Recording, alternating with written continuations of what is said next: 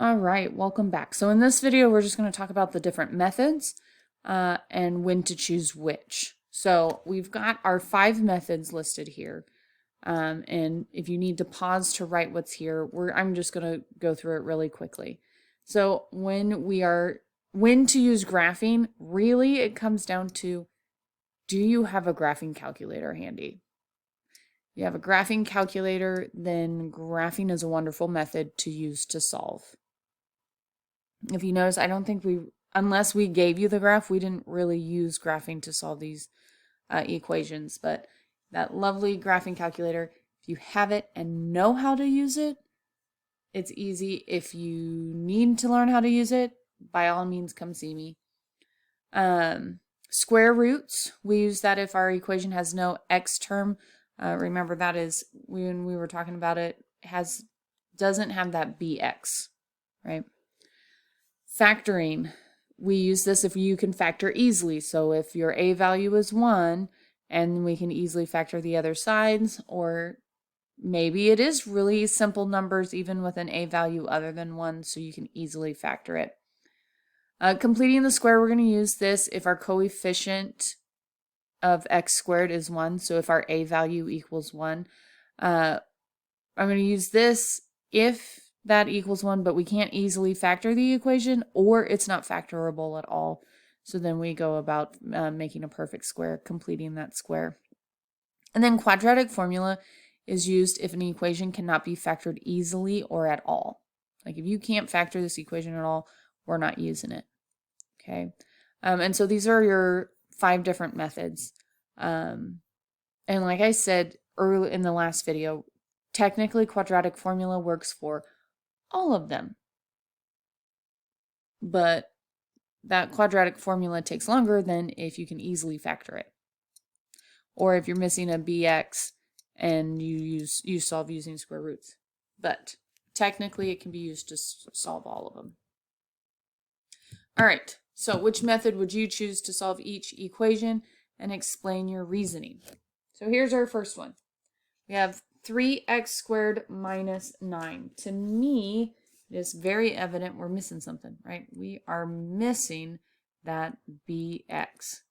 And so for this one, I would use the square root method.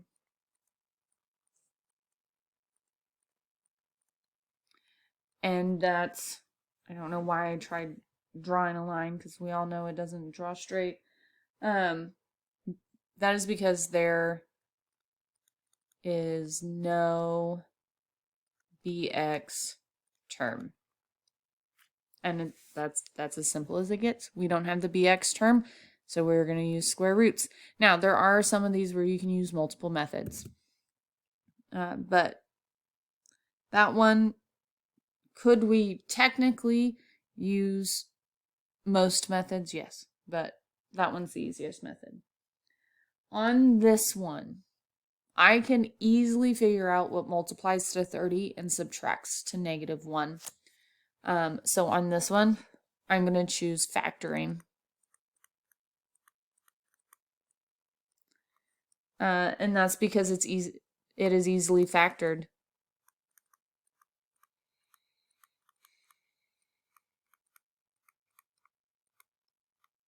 I mean, just looking at it, I know that my answer's 6 and -5. But that's because I quickly factored it in my own head. All right. On this next one, we have 6x squared plus 13x minus 17. That does not look easily factorable, right? I would have to do the 6 times the 17 and even see if something multiplies.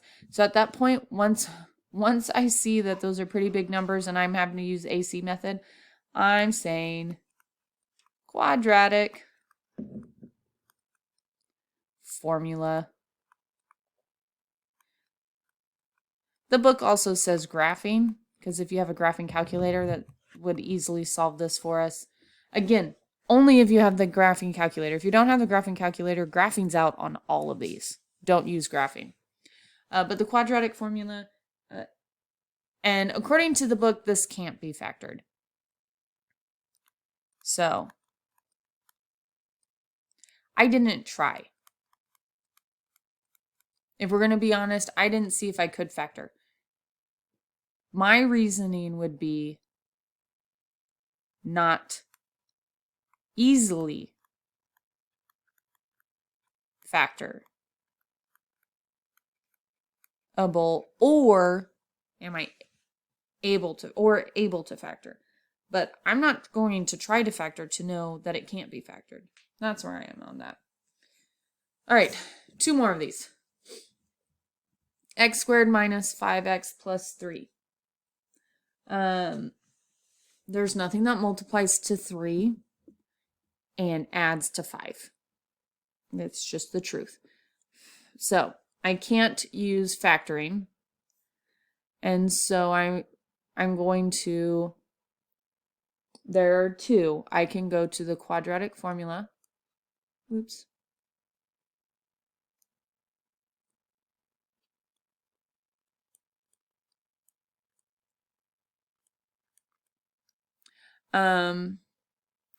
Or completing the square.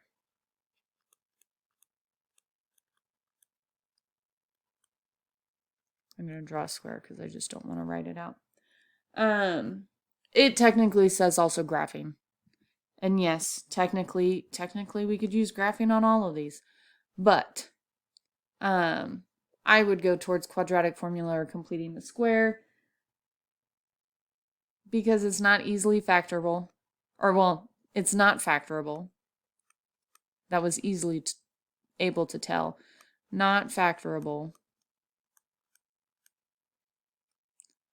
But has a equals 1. So that's why we can do completing the square. Because we can make that a perfect square trinomial fairly easily. All right, lastly, and I kind of wrote on it.